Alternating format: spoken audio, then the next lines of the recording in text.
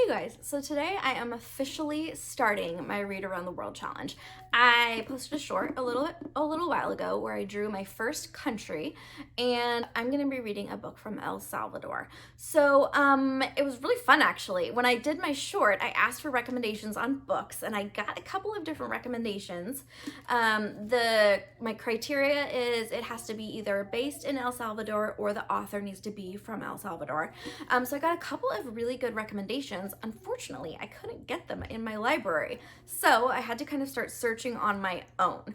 And so the book I'm going to be reading is The Beast, Riding the Rails and Dodging Narcos on the Migrant Trail by Oscar Martinez. So Oscar Martinez is from El Salvador and actually is a journalist in El Salvador, and he documented his time spent on the immigrant trail from El Salvador up through Mexico and to the United States. So I'm going to do this series, at least for this point in time, as a vlog series. So I'm going to do like a book intro, and then I'll check in with you as I am reading this book. And I'm also going to be either making or purchasing to try some food from the country that I'm reading from. So in this case, it will be El Salvador. And then I'll do a little bit of wrap up at the end. So we will see how it goes. Come along with me.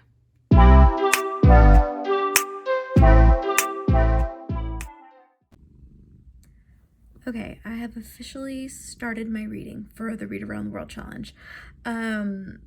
Jude is here. I don't have the heart to kick him out today, so forgive the purring. I have a rare quiet afternoon in the house, and he's just really happy to have some attention in the daylight hours. So there he is with me for this journey. So first thoughts, I've only read the foreword. First thoughts, this is going to be intense. So the country again is El Salvador, and my goal for this challenge is to learn about more about the different countries on this beautiful planet that we live in. When I first started researching El Salvador, like books on El Salvador, type it into Google, mostly what came up are books about gangs and violence and just generally not happy things. So this book, The Beast, came to my attention, and it is written by Oscar Martinez, and Oscar Martinez is the brother of one of the founders of elfaro.net, which is the first online digital newspaper in Latin America. It was formed in 1999. A couple of men grew up abroad, left because of the Civil War, as many people did during the Civil War in El Salvador and a couple of other countries in Central America. Left or raised abroad, came back, and found that things were not any better in their country. Tons of violence, tons of gangs, just really not how they wanted their country to be. So they started this online newspaper, and with the hopes of just cutting edge journalism that couldn't be found anywhere else, more than regular newspapers were covering. They wanted to go in deep and get deep into the nitty-gritty of the gangs and the police and all that was going on in their country. So they started this newspaper, and then at one point, Oscar Martinez, so the brother of one of the founders, decided that he wanted to become a journalist and started journaling and writing articles for this newspaper. And then he eventually decided to branch out and start covering the track of people migrating from El Salvador up through Guatemala and through Mexico, and eventually trying to reach the United States. So right away, the foreword from this book just tackles some terrible topics, just how people were fleeing, still are fleeing, just in fear for their lives. Like, gang violence is regular, like murder is a regular occurrence. Let's see, what was one of the quotes that I read? Martinez writes, "Death isn't simple in El Salvador. It's like a sea. You're subject to it. You're subject to its depths, its creatures, its darkness. Was it the cold that did it? The waves, a shark, a drunk, a gangster, a witch? So yeah, and then it just goes on to say where some people are freeing, you know, for a better economy, a better way of life, but many are fleeing just because there is so much death and violence, and they're fleeing, and it's not like a nice happy journey they take. One of the statistics it gave was that 8 out of 10 women who attempt to make the journey from Central America to the United States suffer sexual abuse. Many are killed, many are robbed, many are tortured, many are murdered by drug cartels or gangs, just terrible stuff. It's a terrible journey. And people flee and make this journey because there's no way for them to live safely in their country. And then half the time when they finally make it to the United States, they're arrested and deported anyways. And it's just, I think this is going to be a really intense read. So don't know how much I will learn about specifically El Salvador in this book, and that's okay. The goal of the whole challenge is to expand my horizons, learn more about different cultures, different countries. So I definitely think I will be doing that in this book. So yeah, I'm gonna keep reading. Judah looks like he's settled down a little bit. So yeah, I'll keep going and check back in and tell you how it's going. Okay, I think that I actually will probably learn quite a bit about El Salvador. It seems like, so Oscar Martinez made this trip up and down the like migrant trails 8 times at least, and it seems like he's going to do like this is going to be written in the format. So when he wrote most of this content that is now this book, it was originally published in the on elfaro.net. So it's kind of written as a bunch of short stories.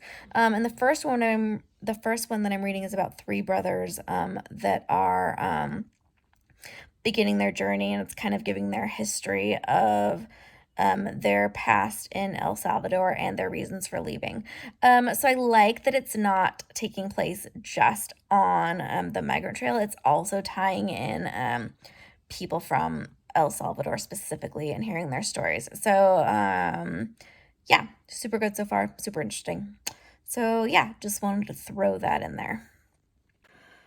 Okay, so I'm 84 pages into this book. It's been May has been kind of crazy. I haven't been reading super consistently, but I'm doing a bit of reading tonight, and man, this book is so sad. It's just so sad. I'm on this whole section now just about like the prostitution circles in southern Mexico and how they hire just pretty much exclusively Central American women to work in this prostitution zone, and man, it's just so sad. And a lot of the women come willingly because their lives in Central America are just so bad. They're like abused, raped by family members, or have seen family members killed by gangs right in front of them, like just crazy things. So I just want to read this paragraph to you. Salvadorian and Honduran consuls explained to me that many Central American women who decide to migrate are running away from this type of precarious situation, in which they live in perpetual fear of a gang or find living at home to be as bad or worse than living on the street. They come from circumstances that encourage the normalization of prostitution, rape, and human trafficking. It's a reality in which kids die by the dozen, fathers are aggressors, and neighborhoods are war zones. So, yeah, it's just sad. It's really sad. Sad that, like, this book, the author's from El Salvador, so he has experienced some of this firsthand, but also the book takes place mainly in Mexico, and we're talking about women from El Salvador, Honduras, and Guatemala all involved in this situation. So yeah, really sad. I'm learning a lot about not just what they're escaping from in these countries in Central America, but also just about the corruptness happening in Mexico too. The cartel, and just how the cartel has infiltrated like the law enforcement. So there's really nothing that can be done to stop any of this just terrible things that are going on. So that's how it's going now. Definitely kind of regretting picking such a depressing book. In my next Read Around the World challenge, I'm gonna pick something a little bit more upbeat. But definitely learning a lot. It's funny because oh, cattail.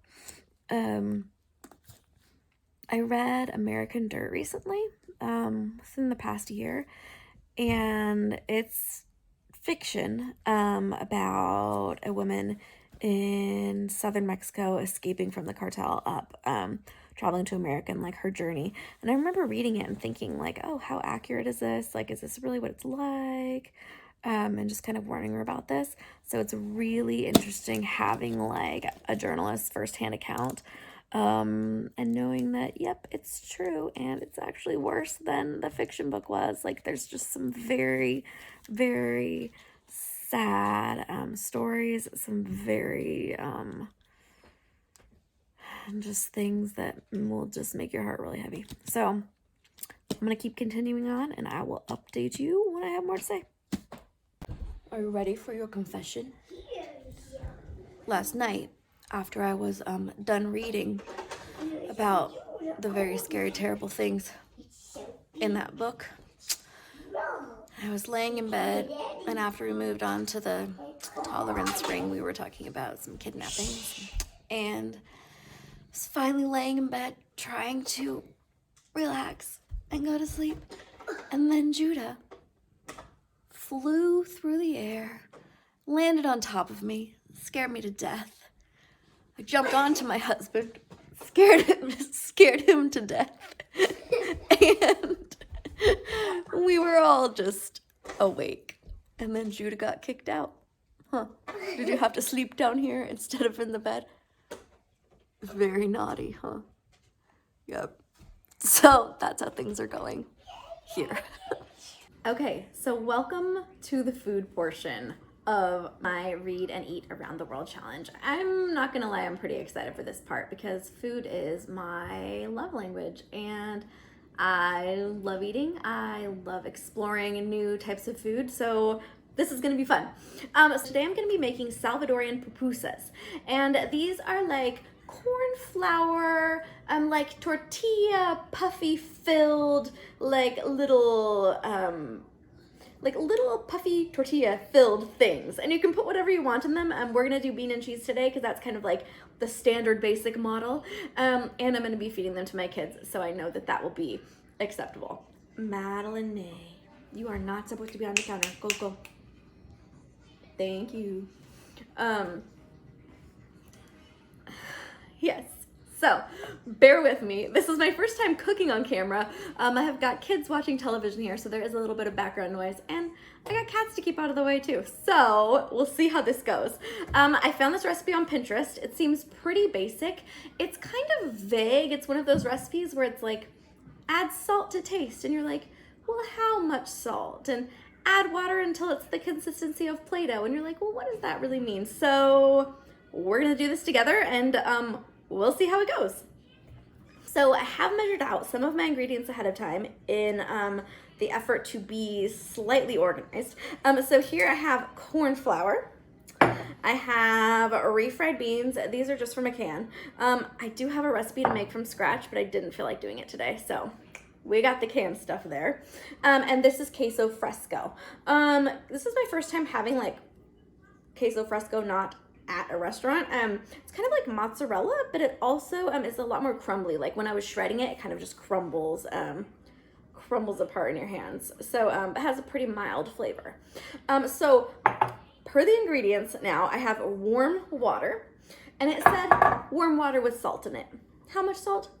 Who really knows? So we're just gonna put some salt in the water and stir it up a little bit. It's also very vague about how much water to put in the corn flour, but I think I kind of know what consistency I'm looking for. It's like a Play-Doh-like consistency. So we're just gonna pour a little bit in here. It said between 2 and 3 cups, and I had like almost 3 in here. So we'll mix it a little bit and see if we can get that consistency going. Yeah, and hopefully we can get an edible dinner for the kids here. There was a place somewhat near me that sells pupusas, so I was like, maybe I should just have my husband bring some home, but I was like, no, Talia, let's go for it. If I have a country that has a food that's not too complicated, I really want to try to cook for this challenge, so we're going for it. We'll see how it goes.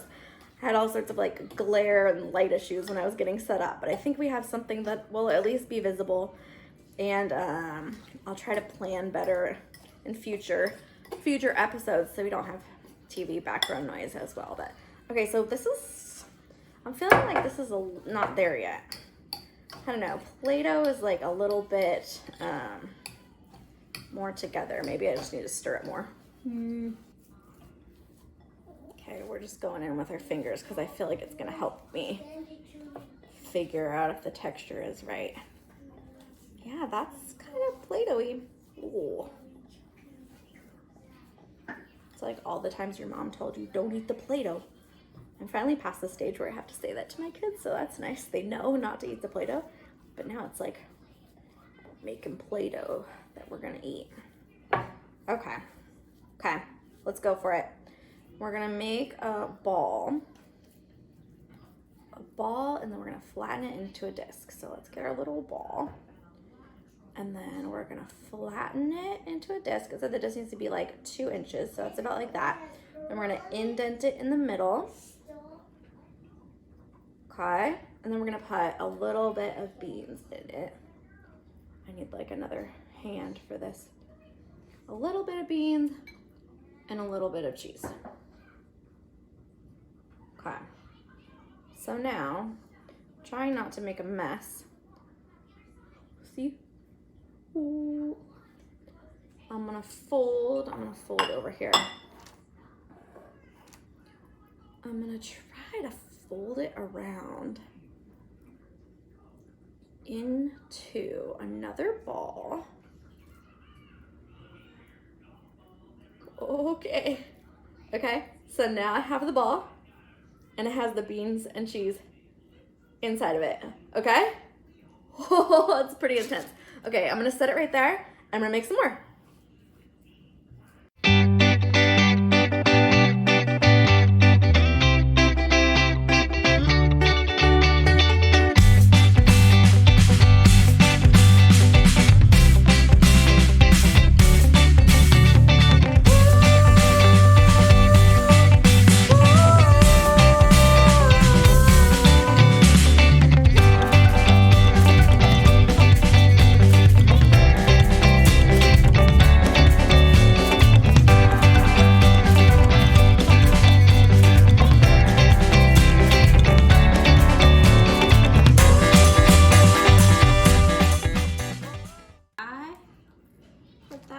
There. Okay, I have assembled the pupusas. We are going to, before I take them over and fry, I'm gonna clean up a little bit here, and then I'm gonna make a little bit of a curtido, which is also from El Salvador. So bear with me just 1 second. Okay, this is another recipe that was a little bit vague, so we're just gonna kind of wing it. It needs coleslaw and shredded carrots, which this coleslaw has shredded carrots in it, so that's magical. And then it said to add vinegar and salt and pepper. No amounts given at all. So is it a cup of vinegar? Is it a teaspoon of vinegar? Nobody really knows. We're just gonna wing it. We're gonna try a little batch for me and the kids, and my husband's gonna be home a little bit later this evening. If this one's a fail, we'll make a different one for him, and we'll add onions to that one as well. The kids aren't big onion fans, so we will just see what we can do here. Okay, so we're just gonna go for it. Let's just do like a splash. And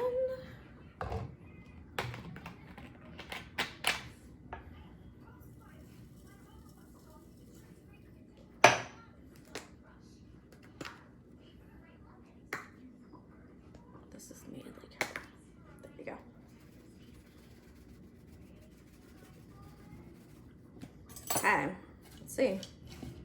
So this curtido is basically a coleslaw vinegar salad that's super light and going to go on top of the pupusas after I fry them. Look at this giant leaf. It's another one. Poor quality control.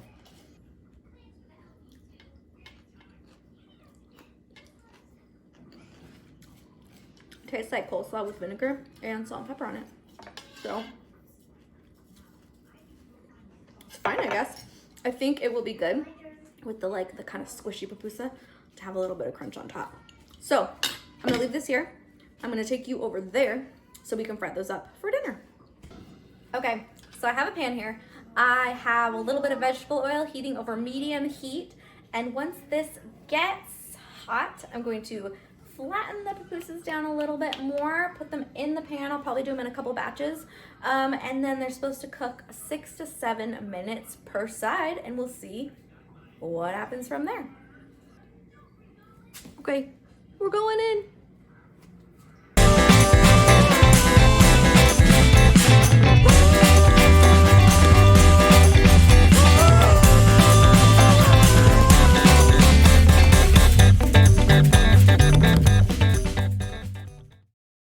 Okay, so I've got them in there. I have half of them in, half still to go. I'm gonna cook them like 3 minutes on this side, and then I'll flip them. I'm a little worried about the flipping portion because I am not sure they're gonna hold together. Like, it might be just a hot mess, but we'll see how it goes. All right, moment of truth. Oh, look at that. It's like a little pancake.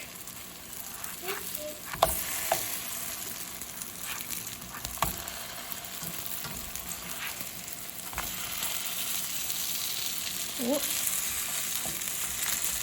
They stayed together nicely. Woohoo. Okay.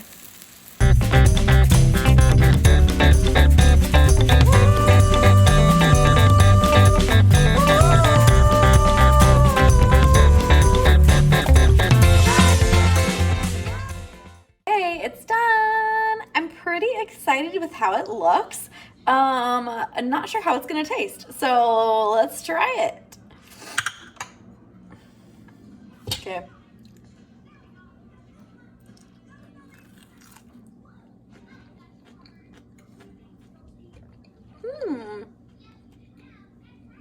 It's okay.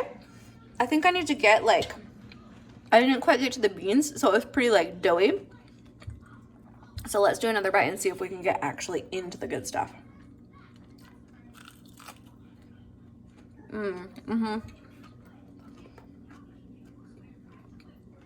That's better. Okay. I'm pretty pleased. I think they're good. I think the kids are gonna like them. They need more salt.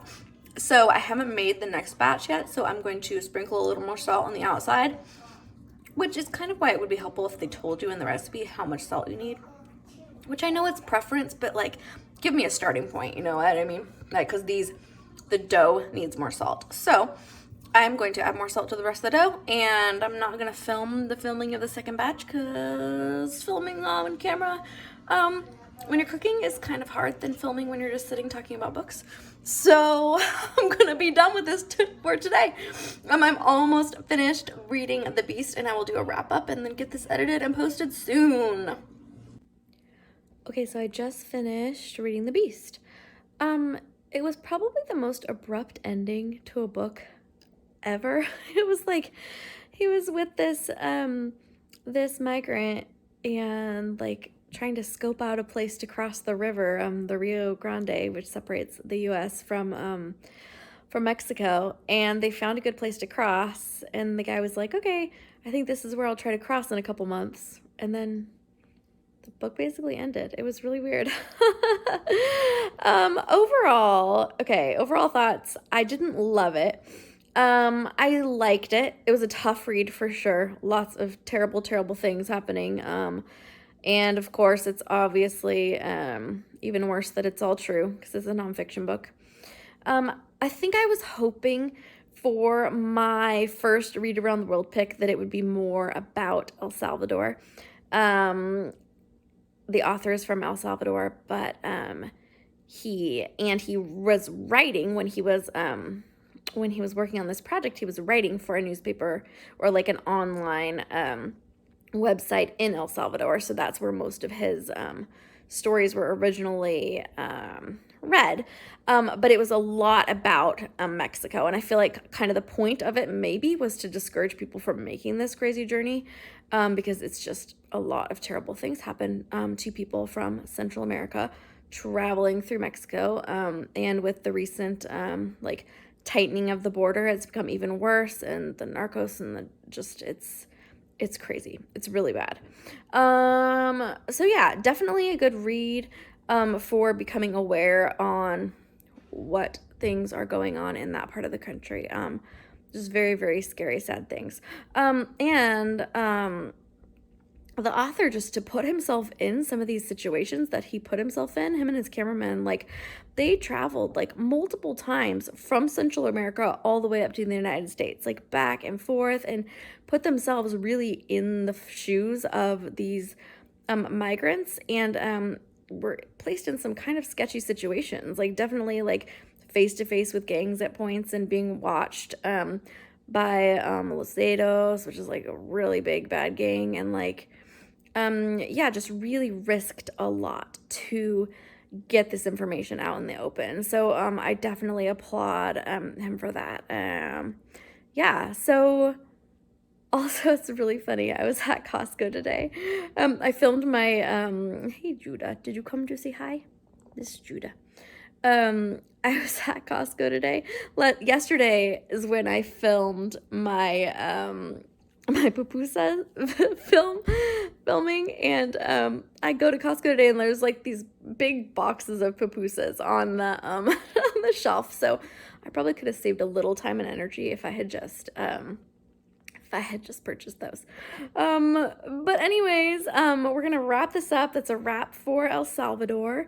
I'm going to edit this and see how it all turns out. It's definitely been some challenges. Vlogging and filming cooking is a lot harder than filming just sitting and talking about books. So I'm curious what my final project will be.